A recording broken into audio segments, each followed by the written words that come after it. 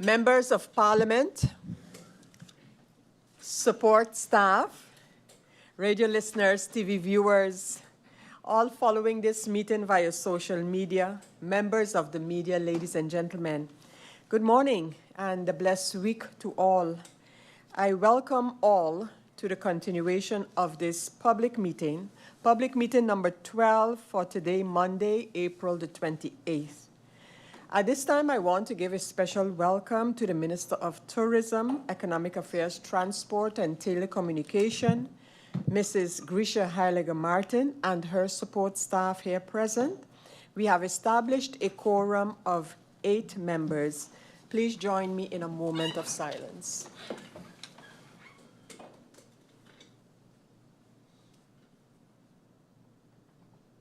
Thank you. I have received notice of absence from the members Roseburg and Lewis, and notice of lateness from MP Doran and MP Peterson. Does any member of Parliament have a notification to make at this time? I don't see that being the case, so we continue with the agenda point for this meeting. And that agenda point is deliberations with the Minister of Tourism, Economic Affairs, Transport and Telecommunication regarding the issuance and regulation of licenses for casinos and other gambling activities. This request is mentioned under or is filed under IS 671 of the parliamentary year 24-25, and it's dated March 5th of this year. Just a brief reminder regarding this public meeting and the fact that the use of interruptions may be permitted by the chairperson.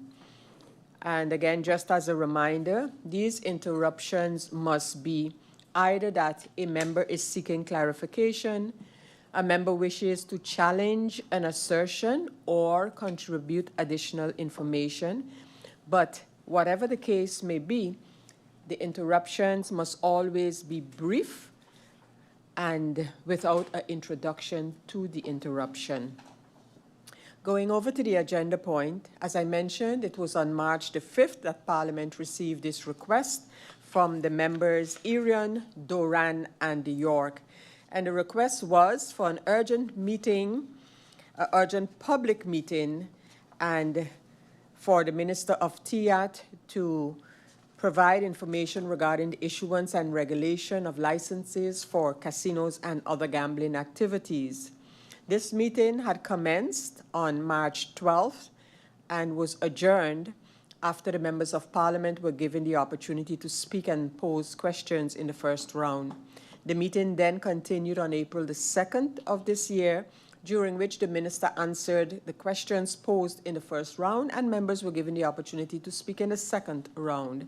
The meeting was then again adjourned to allow the Minister time to prepare the answers to questions posed in the second round. That is where we are with and in this meeting today. So, without any further ado, I will give the floor to the Minister of Tourism, Economic Affairs, Transport and Telecommunication, TIAT, Mrs. Grisha Heiliger-Martin, for opening remarks, if any, and to answer the questions posed by members in the second round of this meeting. Minister, I give you the floor. Thank you, Madam Chair Lady. Good morning to you. Good morning to the Secretary General. Good morning to the honorable members of Parliament and those listening and viewing online and on the radio. I'll start with the questions in round 2. And the first member of Parliament on the list was MP Lyndon Lewis, had no questions in the second round. And then we'll move over to MP Arkwell Arian, who had about 4 questions, which focused on legality and the consequences of the issuance of this title, of this license. Questions are as follows. What is the weight of this pre-approval and what is the legal basis? How heavy is this weight? A letter from a minister that contains a promise or a commitment carries real weight because it creates a reasonable expectation for the person reviewing it. This is based on something called the principle of trust, which means that people should be able to rely on promises made by government officials. In some cases, this trust can even be so strong that it outweighs the strict application of the law, meaning the government could be required to honor the promise even if the law says otherwise. However, in this situation, the pre-approval was given properly, following all legal rules and policies, so there was no need to bend the law. The license was simply granted because all the necessary conditions were met. Second question, the advice was done in February. Request from room count was done in March. What legal basis? The advice was originally finalized in February following our established regulatory framework and internal procedures. At that time, the relevant departments conducted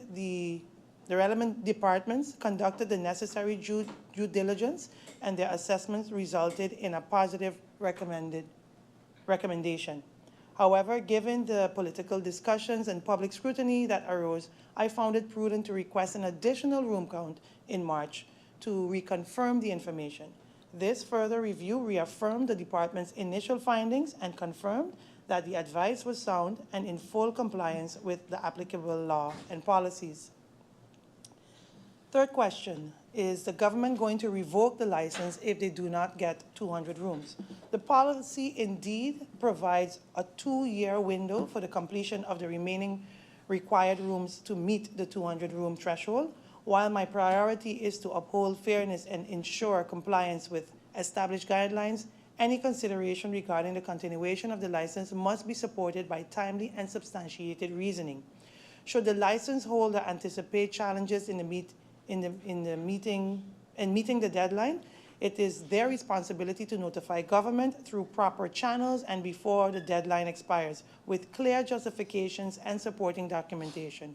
Only then can such a circumstance be considered by my person and the relevant authorities.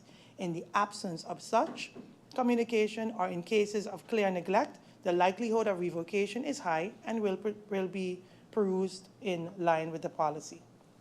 Fourth and final question posed by MP Artwell Arian.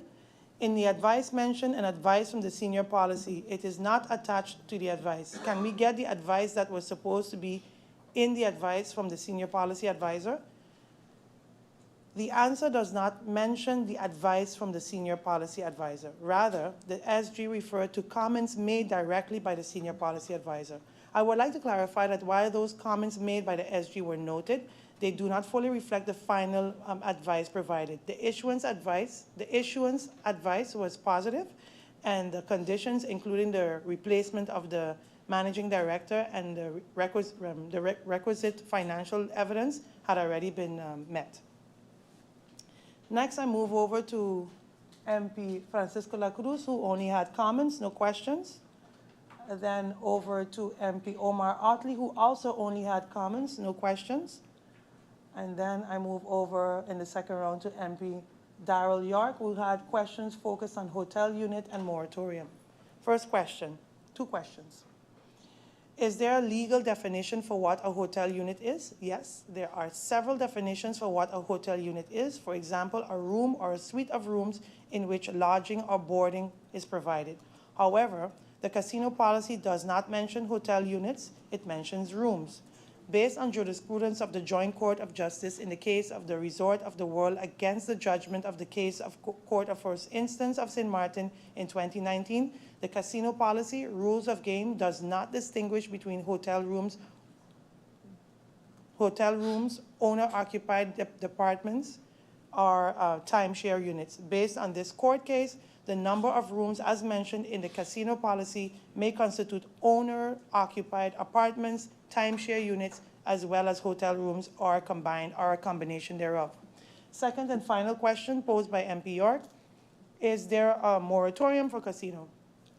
There is no moratorium for casino. However, the casino policy clearly institutes limitations on the number of issuance of casino licenses.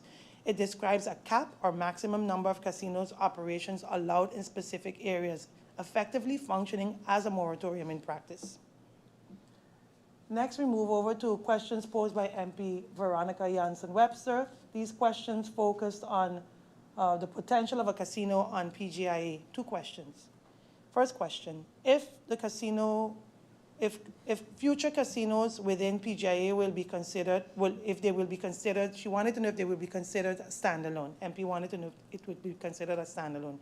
Based on the definition in the casino policy, a future casino within PGIA must indeed be considered a standalone. Last question, MP stated that she also heard of someone else that had a license and possibly has a promissory note. Is it so that he will still get this license, and how are the license for PGIA viewed, and will there be a casino in the airport? I have not received, my ministry have not received any advice yet, and prefer to let the organization complete the process of advising me accordingly before I can answer on that. Next, I have questions posed by MP Ludmila De Weaver. She had 3 questions focused on gaming policy, the H2 country package, and also questions regarding PGIA. First question, update to the rules of games. Where are we with that? My immediate priority is finalizing the country package H2 for submission. Regarding the rules of games, casino policy, the only amendment under consideration is to formally increase the number of standalone licenses from 10 to 11. This adjustment is necessary to reflect an additional license issued after 2010, prior to my tenure. Although the issue was flagged internally and raised with previous ministers, it was never formally corrected, and I am now taking steps to properly resolve it. Last question, second question, what is the status of country package H2? Key developments under country package measure H2 include the approval of the GLI contract, the launch of the feasibility study, stakeholder consultation, and the initial review of the draft legislation by the Department of Legal Affairs. Additionally, a national gaming addiction survey has been launched by the Ministry of VSA in collaboration with the Department of Statistics.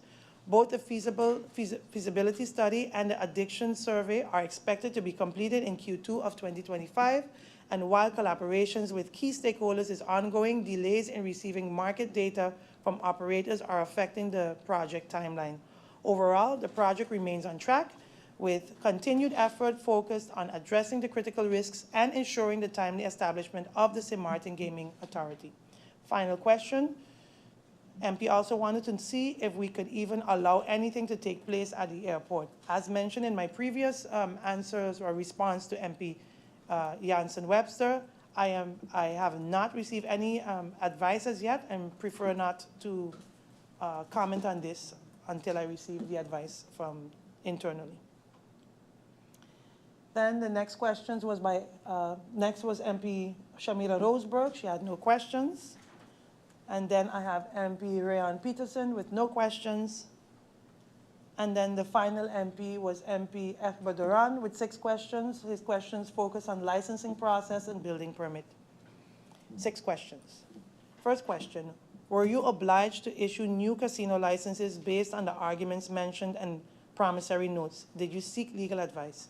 As mentioned in my previous response to MP Arian, ministers' letters containing a promise and commitment creates a reasonable expectations based on the principle of law, which is the vertrouwensbeginsel, which is a fundamental principle of good governance. In some cases, this principle can even outweigh strict legal application. However, in this case, the license was granted properly because all legal requirements and policy conditions were fully satisfied. Therefore, there was no obligation to bend the law, and no additional legal advice was sought, as the decision was fully in line with the existing legislation and procedure. Second question, in the advice it was mentioned that the SG had a negative advice, but yours was positive, and is there a memo missing? It is important to clarify that while the Secretary General issued a negative advice, this did not prevent the decision-making process from moving forward. The department's advice was positive, based on established procedures and due process. The SG's concerns were fully considered during the evaluation, and these points were directly addressed and formally communicated to the company in question. In a letter from me at the time, the license was granted, clearly outlining the conditions attached to the license and the consequences of non-compliance. Thus, while the SG's input was part of the deliberation, the final decision was made independently while with procedural integrity, ensuring that all concerns were properly handled and no memo is missing. Third question, can you please provide those old building permits from PDP where 88 rooms where 88 rooms were? The case is how it got to, I guess MP wanted to know how it got to 133 room is still a question to the MP. And my answer is that thank you again for raising that point, but please note that companies were consolidated, and as a result, the room inventory was merged across various buildings. The building permit you refer to applies specifically to the hotel's main building, which consists of 97 rooms. However, the hotel premises include multiple additional buildings within the compound, which added to another 36 rooms. Together, this brings the total room count of 133, thereby meeting and exceeding the maximum requirement of 130 rooms for a hotel-based casino license. Additionally, the building permit in question has already been submitted to Parliament as per your request, MP. Through you, Madam Chair Lady. Fourth question, is the Minister open to allow for an independent body to do a count and put this to rest? As Minister, I am open to feedback and constructive suggestions. However, I must be mindful that proposing drastic or targeted measures in the sensitive gaming and casino sector can be perceived as discriminatory or unfair. I value the work of the internal team of IETA, who provide technical guidance and policy recommendations based on data, legal precedents, and institutional knowledge. Calling for an external body to perform tasks already handled internally could undermine their credibility and the integrity of our governance process. While I remain open to solutions that promote transparency, my preference is to work within our existing structure and ensure that their work is reviewed and respected. Fifth question, can I get an overview of which party was the leader of government during these times and who issued these licenses and continue to issue them? Who were the leaders during those times, and can we please be provided with that? Through you, Madam Chair Lady, while I understand the intent of the question, the reality is dwelling on who issued the license years ago does not move our country forward. Right now, our focus is on properly establishing a gaming control board and modern license framework, because without that, the country cannot properly regulate and manage the sector.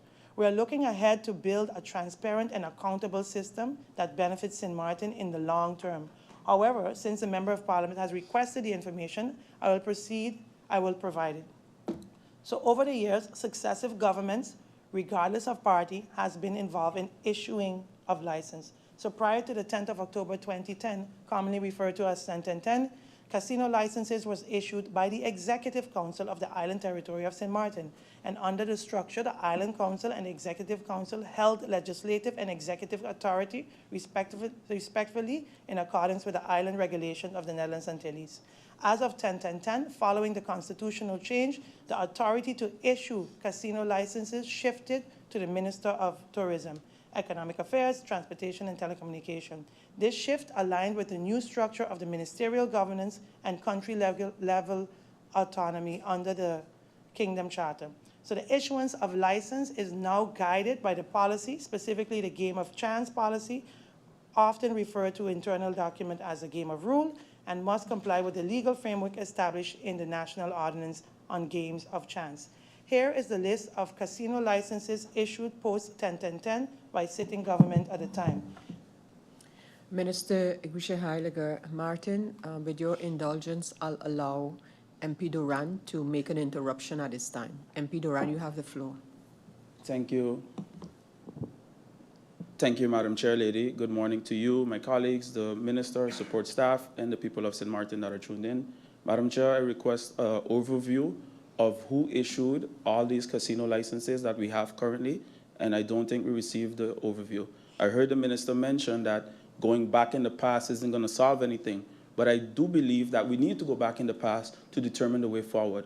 So respectfully, Madam Chair, if that can be provided, because I have a slight issue with ministers determining what is important for members of parliament. Thank you very much.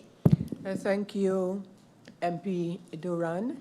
Minister, you want to address, not you want to, I'm sure you want to. Can you address the question posed by, or the comments made by MP Duran?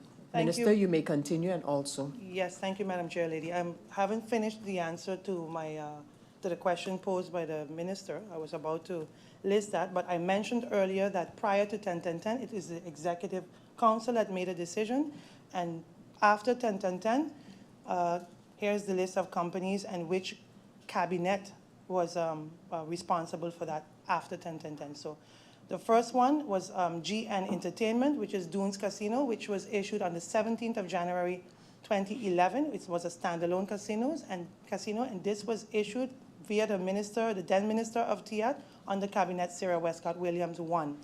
Then Millennium Stars NV, Ultimate Casino, 8th of May 2013, standalone, also issued the then minister under Cabinet Sarah Westcott Williams 2. And then we have CMM Services NV, Resort of Worlds, before Resort of Worlds, which was Casino Royale, which is issued on the 20th of July 2021, a hotel-based casino. This was issued under Cabinet, the Minister of TIAT then, under Cabinet Silvera Jacobs II. And during that tenure, 2 requests came in. During the tenure of Cabinet Silvera Jacobs II, 2 requests were submitted, and the 2 that was then issued, based on the request issued during the Cabinet Silvera Jacobs tenure, Porter Plaisance Cottages NV, which is a hotel-based NV, under my person, Cabinet Luc Marcelina 2, and DV St. Martin NV, 28th of February, hotel-based, under Luc Cabinet Marcelina 2. Last question posed by MP Duran: did the minister seek any legal advice from Legal Affairs or any other persons or entity on the matter? If so, can it be received? It was not necessary to seek legal advice, as the policy is clear and the process to be followed is well established. With that, I'd like to thank you, Madam Chair Lady, for allowing me to respond in the second round of questions, and look forward to any clarifications that MPs may have. Thank you, Minister Heiliger Martin. Members of Parliament, as is customary in a public meeting, you now have the opportunity, if there are any matters that you would like the minister to clarify, and I do see a member having a request for clarification, and that is MP Veronica Janssen-Webster. MP Janssen-Webster, you have the floor. Thank you, Madam Chair.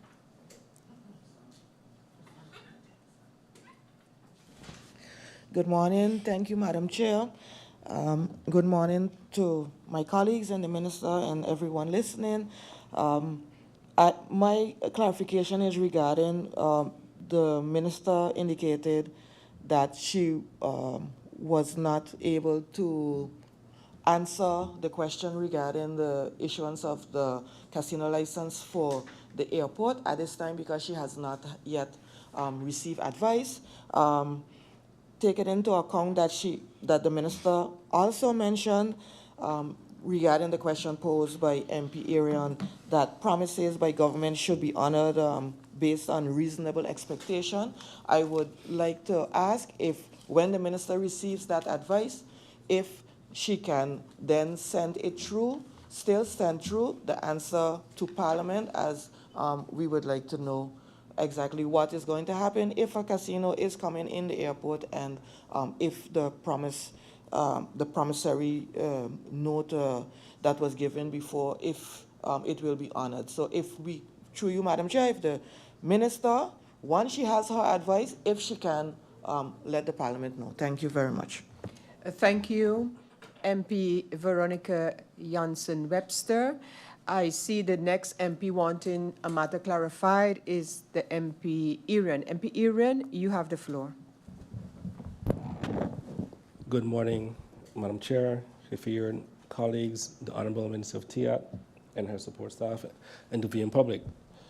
Madam Chair, in the second round, my question regarding the room count is a little bit more specific. I asked if the department did a physical room count, or did they just rely on the data and information given by the hotel? So did they physically do a room count? Because based on the letter, the one-line statement that the department submitted, it just said, we reviewed basically, and this is the number. But what was the mechanisms used to verify? Because I'm assuming the department, we're going to do this again for other businesses, that there's a mechanism you'll use going forward to do the official room count. The minister also mentioned that the room count was based on a consolidation of the other rooms. Because the first building permit she mentioned had 97 rooms, 80, no, but she clarified and said 97. But was based on a consolidated room count. So when I do a search for this resort in particular, TripAdvisor, 4 or 5 different websites come up, and all those websites where they market, so they market their brand, and they say we have 88 rooms. So that means that their marketing is off-brand, because they say they have 88 rooms, 88 luxury rooms. So I guess that's off-brand. So I want the minister to clarify, the consolidated count, is that based on one business license? So does one business, so the requester of the entity that got the moratorium, they own all of the consolidated rooms? Or is the rooms owned by multiple businesses? And just want to clarify also, the minister mentioned that DV, because right now I don't believe DV has a casino at the moment, so was DV Resort given a casino license recently? I wasn't too sure if that was said or not. And again, clarity on, do we have a moratorium or not? Is it the moratorium open or is it closed? And if it's open, when will it be closed? Thank you, Madam Chair. Thank you, MP Irian. I don't see any other member of parliament at this time requesting clarification from the minister. So I do see, in fact, yes, we do have some members of parliament who wish to obtain one or more clarifications, and the next one up to speak is MP York. MP York, you have the floor. Thank you, Madam Chair. Good morning to yourself. Good morning to the SG. Good morning to the Minister and her support staff, esteemed colleagues, and the viewing public. Madam Chair, the Minister answered a few of my questions, but not all of them. So I would like to repeat the questions posed in from the prior meeting. I made mention that interpretation and application of the 200-room threshold no longer for casino eligibility no longer fits for purpose, basically, and seeing the discussion around what is a hotel room, and just now the minister just clearly explained different interpretations of what a hotel room is. I would like to know and I asked in the prior meeting, what is the plan? What plan does the minister have as it pertains to that 200-room threshold? Does the minister plan on amending it? Does the minister plan on abolishing it? Does the minister plan on keeping it the way it is? I would like to know seeing a discussion around it right now, and basically when we look back at the Tourism Master Plan, the Tour Map 2005, where it clearly explain what I wouldn't say carrying capacity is for the island when it comes to amount of casinos, but that we've now exceeded that number. I would like to know, and that was a question in the prior meeting, what does the minister have, and especially seeing that in the governing program made mention, I also mentioned this in the prior meeting, makes mention of curbing growth of the casino industry, a wild, uncontrolled growth of the casino industry. I asked the minister for her vision and plans moving forward as it pertains to that topic. Also, the minister made mention of the gaming board. I would like to know if the Clear Minister can clarify. I think that would be very easy for the Minister. What exactly is a gaming board going to be? A policy, merely a policy authority? Will they be executionary authority? What will they be doing exactly? And when is it slated to be completed as well?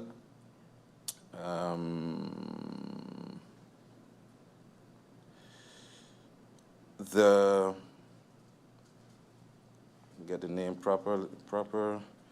The responsible gaming audit, based on the responsible gaming audit, and also the rules of game policy framework.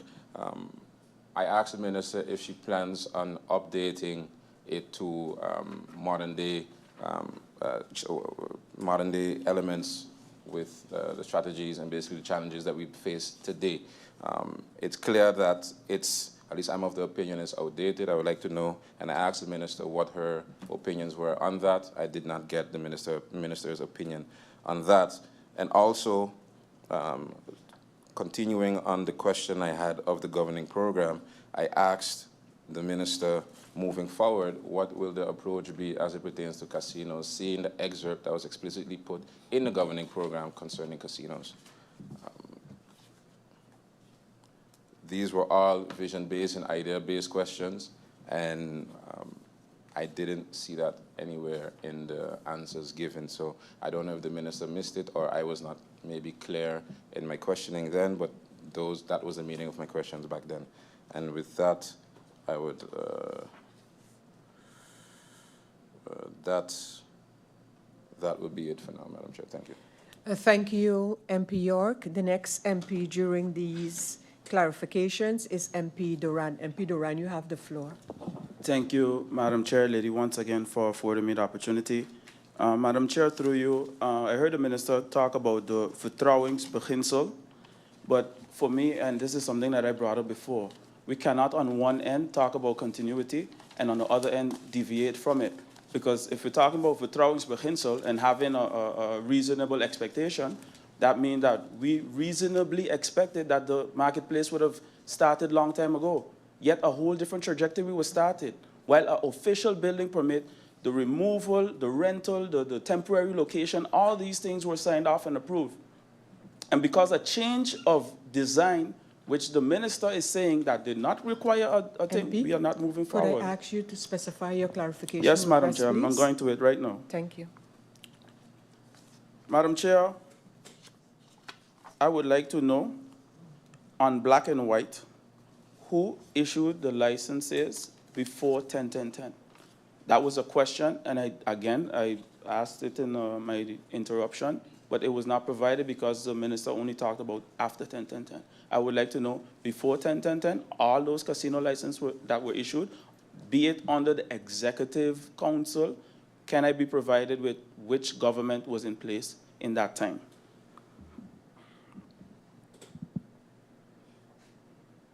Madam Chair, I heard the Minister mention about reasonable expectation due to the fact that a so-called promissory letter was given.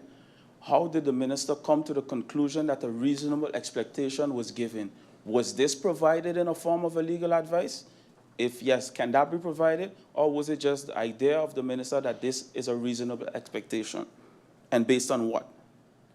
Madam Chair, I requested the building permits, the drawings, to substantiate the point that the Minister provided with regards to the room count, and yet that too seems to be a problem in providing it. Madam Chair, we have an archive where all building permits are there, so through you to the Minister, before we conclude this meeting, I would like to receive all the building permits related to that property that can substantiate the 133 rooms that the Minister is so eloquently explaining, but I am not seeing it.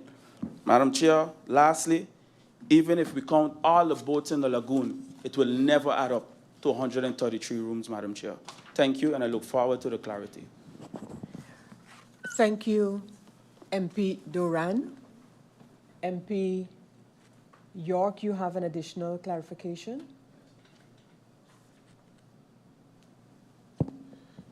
Thank you, Madam Chair. Madam Chair, this is a general question to maybe your person or the SG or maybe even the minister. I don't know to whom I can address this to. But can someone clarify is when we, as members of parliament, ask for documents, and in this case we asked for it 3 weeks ago, why is it that in the middle of MP's Duran's speech, that document finally comes in while he's speaking about the document? This is a practice that has been repetitive since at least I can't speak in the past, but this has been repetitive since I've been in this seat, and I don't think that because how are we now? Do you now in 5 minutes supposed to go through whichever document or documents are sent and expect to have a conclusion on any answer posed pertaining to those documents, right? So if something is requested 3 weeks ago, why is it while during the meeting, while the person that requested the document that we all need to come to a conclusion is only then the document sent? Are we supposed to then stop mid-sentence and then read this document and peruse the documents? I get your point, MP. So, Madam Chair, I would like to ask if moving forward, if you can clarify if this is the way of working moving forward, because this is not what is expected or even I find the way of working in the House of Parliament. Thank you, Madam Chair. Thank you, MP York. MP York, the Parliament, myself, or the Secretariat of Parliament cannot stand in for when ministers respond with the documents. What I can inform you is that once documents get here, they are registered and shared with the members of Parliament. If that happens to be during the meeting, we would still try to get them to the members of Parliament at that time. In fact, what we have even done is even before registration here at Parliament, if a document regards a particular meeting that is either ongoing, then they would be sent even before they are registered here at Parliament. In fact, we have made it a custom to actually ask ministers to please have documents that have been requested here at Parliament at least 24 hours before. So from the side of Parliament, I can inform you of that I just mentioned. And if the need is there to get 5 minutes to go through the document that has been received, even now during the meeting, that can be arranged. So that's the answer from my side to MP York. I see MP Duran requesting the floor at this time. MP Duran, you have the floor for clarifications. We are still in the clarification round of this public meeting. MP Duran. Thank you, Madam Chair, lady, for affording me the opportunity. Madam Chair, I do have a point based on what you mentioned, if you can clarify. Then my question to you, who is then responsible for when members of Parliament don't receive answers and or documentation that is requested? Because it is clear that you represent Parliament, and you are also responsible for scheduling the meeting. So if we don't have the information, how can we schedule a meeting to discuss the information that we don't have? Because right now, we're in the second round. My last opportunity to speak is over, and now we're receiving documents that we have to deliberate upon. It's clear what it is, Madam Chair, and I understand what you're saying, that the government have to send it, but then who is then to hold the government accountable for sending us these documents, to have clean discussions for the people of St. Martin on the subject matters? MP Duran, again, from the side of Parliament, we do everything to try and get the members all the information we get from the ministers as soon as we get it. Again, I want to stress, I am going to peruse the document. Of course, sitting here chairing the meeting, I have not had the opportunity to check the document that has been sent. I will check the document, and if I believe that some time is warranted for members to go through the document, that time will be provided during this meeting now. So, but I first have to do that. I will go over to firstly looking at the minister. And Minister, you have heard several clarification questions, and I ask you to just respond in terms of how you will respond, or rather when you will respond to these questions. Minister Heilige Martin. Thank you, Madam Chair Lady. Is it possible to get just 15 minutes just to go over the clarifications, and then I can come back and respond? Just Okay, what I'll do right now, I will adjourn for 5 minutes. I will check the document that we have received along with our Secretary General and then decide if in addition to the time you have requested that I will give Parliament some time to go through that document. So right now we're going to adjourn until 11:15. I know that's 6 minutes according to this clock, but that's the time I will adjourn until 11:15. Perfect. Meeting adjourned. Thank you, Madam Chair.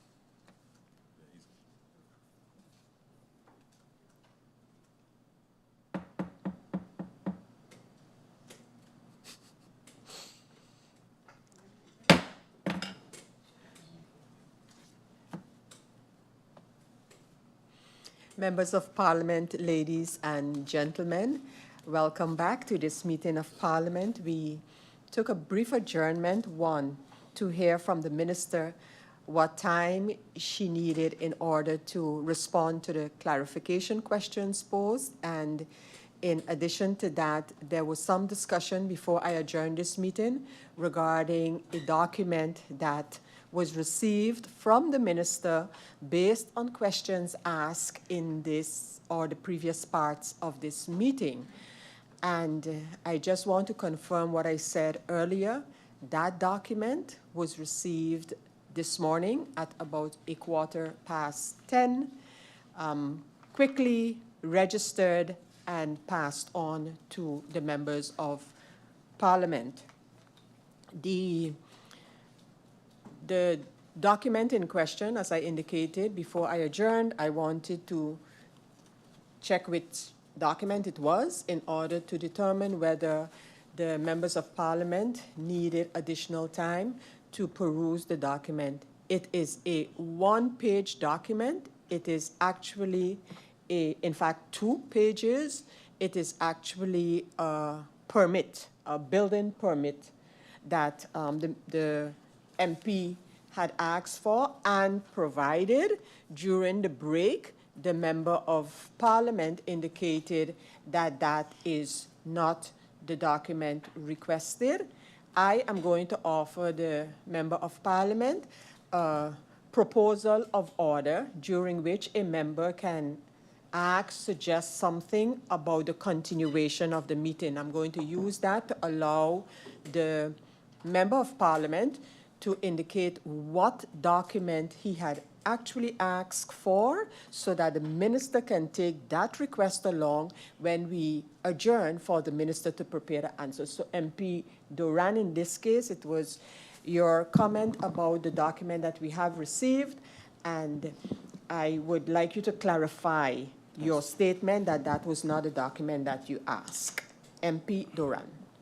Thank you, Madam Chair. Through you, my proposal of order was basically I asked for the old building permit to substantiate the 133 rooms that the Minister stated that we currently have at PDP. Because what I know for a fact that when I signed the new building permit in 2023 for the addition, they only had 88 rooms. So there's no extra construction that took place back then. So I would like the old building permits. And as I mentioned just now, Madam Chair, even if we count the boats in the lagoon, it does not add up to 133. And hence the reason my colleagues and myself asked for an independent consultation to determine how much rooms are there. Because the Minister indicated that the reason for signing the new casino license was because of the new building permit that was issued. In the meantime, the grass has grown back and no construction has taken place. Thank you, Madam Chair. Thank you for that proposal of order for the clarification request based on the document that we have received, which I allowed you and invited you to make. So with that now, Minister, you had started to request, I believe, 15 minutes for your answering. Is that still your proposal that holds, or you needed some more time, or you need 5 minutes to answer the questions? Okay, so we shall adjourn until, I'm going to give you 10 minutes, Minister, and we'll adjourn until 11:30. Meeting adjourned, Members of Parliament, ladies and gentlemen, until 11:30.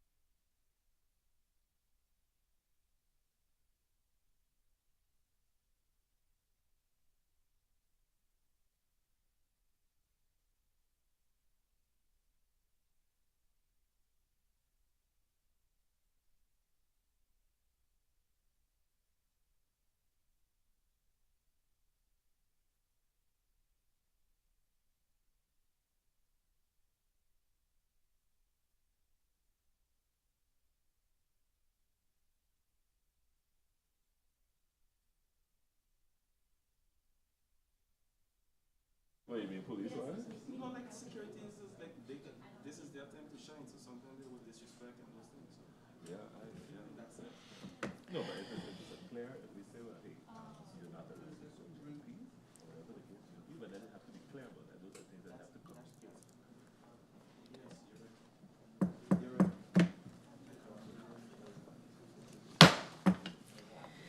Members of Parliament, Minister of TIAT and your support staff, ladies and gentlemen, good morning and welcome back to the continuation of this public meeting of Parliament. We had an adjournment during which time the Minister was preparing her answers to members of Parliament who have asked for several matters to be clarified. In addition to that, there was also the discussion regarding a document that was received from the Ministry by Parliament, and the question was whether members of Parliament were afforded sufficient time to peruse this document. I indicated and subsequently did so, peruse the document to ensure that the members of Parliament would have had sufficient time to look at a document. It is a 2-page building permit, and based on that permit, the Member of Parliament indicated that actually that's not what he was seeking, and he explained what he was seeking in connection with the particular permit.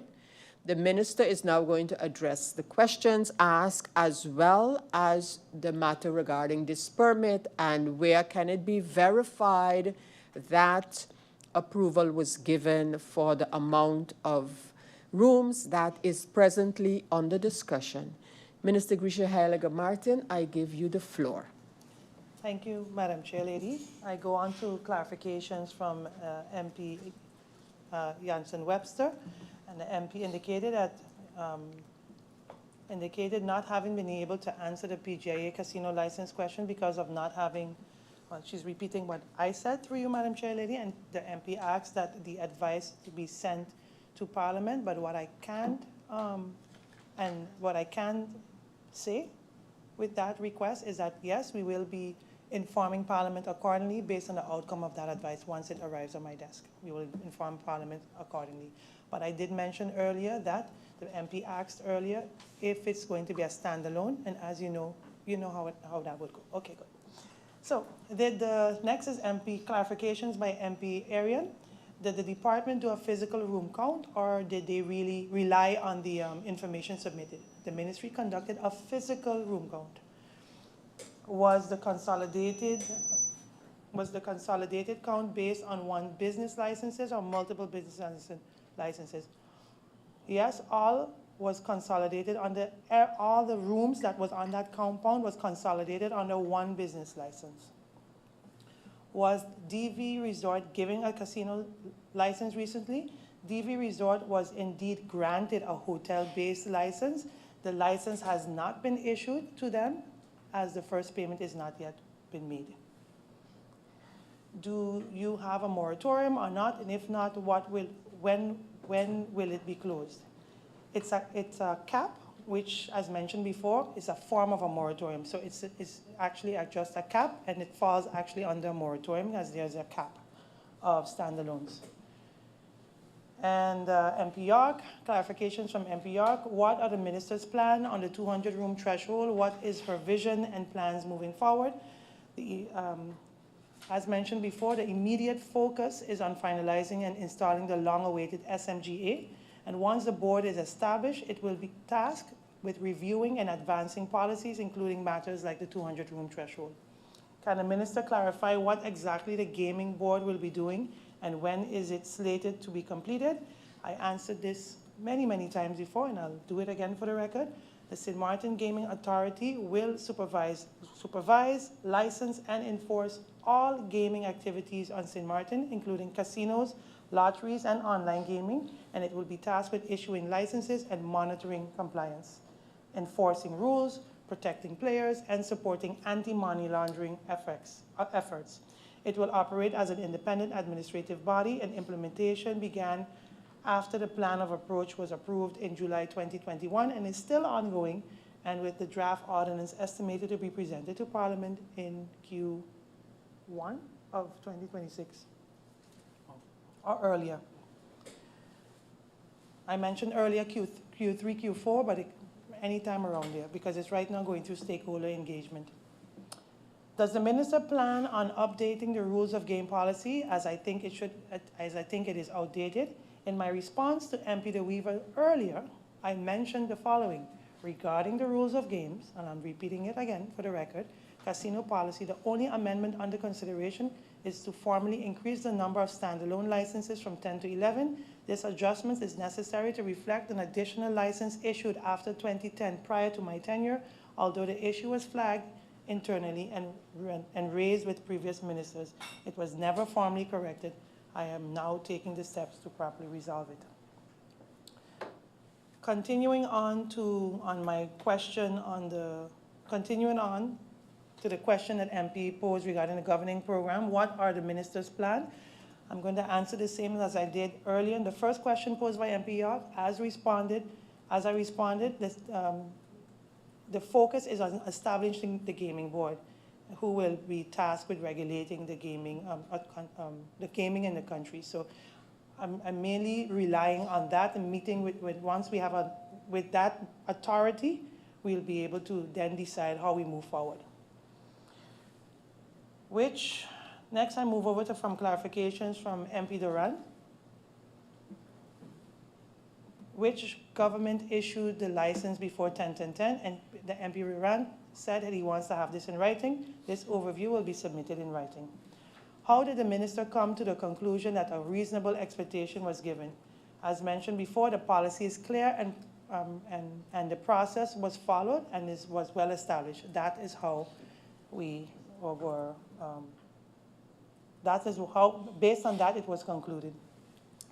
MP Duran is asking, building permits were submitted. Please submit all the building permits for PDP property and that are related to this topic. I'm referring to the old building permit and to substantiate 133 rooms. This will be submitted.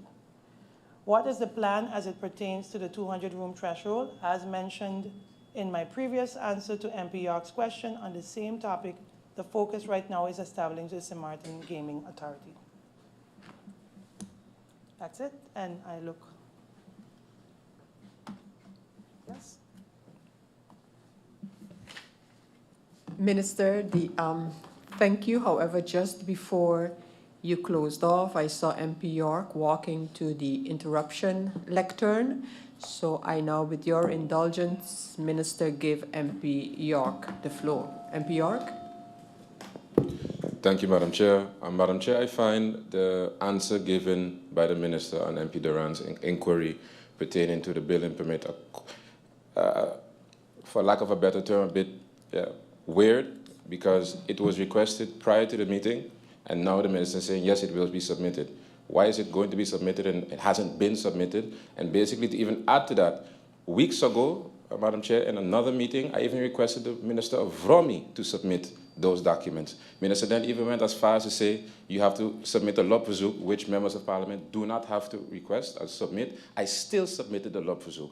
And yet today, I have still no answers and no documents from the Minister of Vromi, nor the Minister of Teat. So we requested it by 2 ministers, and yet we don't have any documents, which makes the whole thing questionable in my humble estimation, because if there's nothing wrong with the documents, why don't we have them up to date, or to date? Thank you, Madam Chair. Thank you, MP Duran. Minister, MP York. Minister, can you respond to that interruption? Sure. Yes, thank you, Madam Chair Lady. We did submit what was requested by MP Duran, but MP Duran just asked for all, and now I'm about to submit all. So based on the question from MP Duran earlier, he stated that this was not the permit. No, you finish your sentence and then, okay. Minister, you may continue. Okay.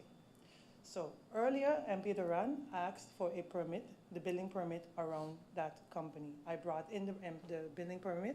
Then in the clarification round, MP Duran asked for all. Now I have to go and look for all, and I stated in my clarification round that I will then submit all once I receive, once we find all, and that would be submitted. It's not for a lack of a, I simply am answering exactly the questions, hopefully to the best of my ability, so.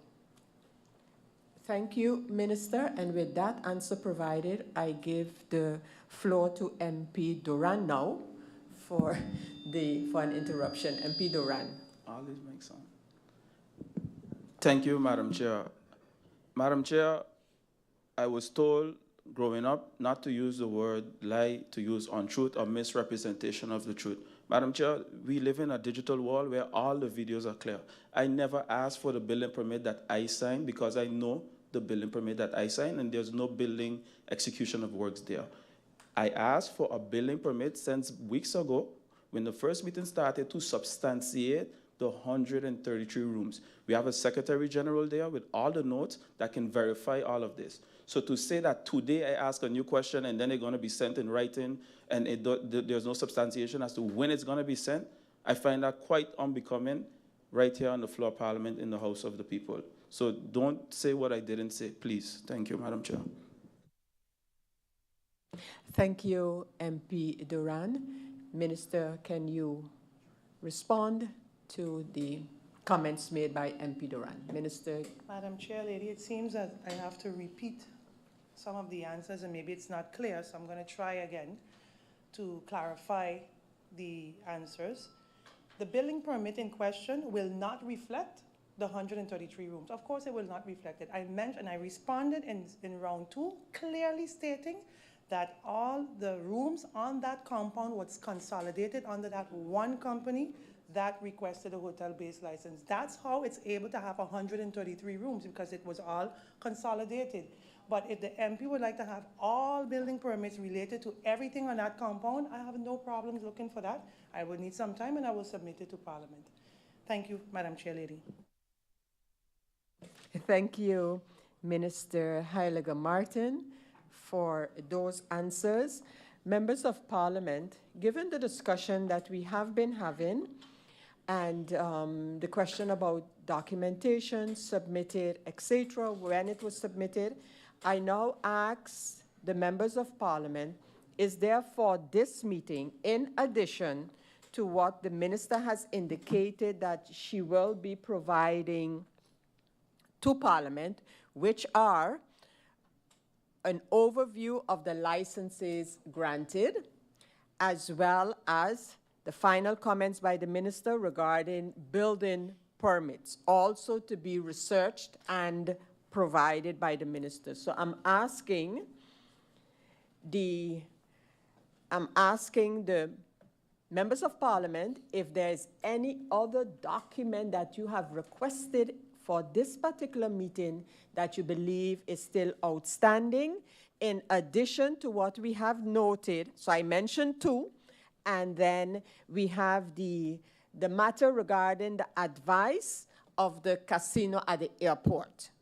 That too is something that the Minister is to reply, and an overview of the issuances before 10/10/10. So, Minister, we have the advice of the casino at the airport and the question that MP Veronica Janssen made regarding that.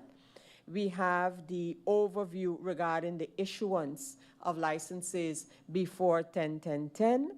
We have the matter of the building permits at PDP will be sent, and those are what we here at this desk have recorded as matters to be sent. Rest me only to ask the Minister if the Minister can give an indication as to when these documentations can be sent to Parliament so that we can also have that. You might need a minute or 2, or you just would. Minister, your response? Yes, thank you, Madam Chair Lady. I would have to, I can't speak on behalf of RAMI on how long it will take to receive the documentations from RAMI, but with regards to the question regarding the issuance of licenses prior to 10/10/10, I could try and have that for Parliament, I think by next week, early next week sometime. But the other part of, I'm still relying on RAMI to provide me with all the information, so I really can't tell how long that would take. Okay? Thank you, Minister, and we will be following up on the commitments made during this meeting. Again, just to inform the members of Parliament, which I have mentioned in the past, it is our intention that commitments made, especially starting with public meetings, will be recorded for the necessary follow-up. Very specifically, at the end, out of this meeting, this is the information that is still to be sent, questions yet to be answered that could not be answered during the meeting. And I emphasize this because this is a public meeting. And after 2 rounds and clarifications, we have nothing else to go by in a public meeting. So it makes no sense to adjourn the meeting and then awaiting 1 document or 2. So we're going to, at the end of my presentation here, this meeting will be closed, and then note has been taken of what the minister indicated. We will still receive, and I just want to remind all members of Parliament, in addition to your right to request a public meeting of Parliament, you also have the opportunity to request a meeting of a committee or, of course, with 3 members, a central committee meeting. You have the right to ask questions in writing to all ministers. So all of this combined are basically how members of Parliament, if they so desire, are able to keep their finger on the pulse, generally, or of any topic of their concern. So with that, members of Parliament, I want to thank you for your participation. I want to thank the minister and her staff for providing the information requested by the members of Parliament, and to all tuned in to this meeting. Thank you for your attention, and I herewith now close this meeting of Parliament. Meeting closed.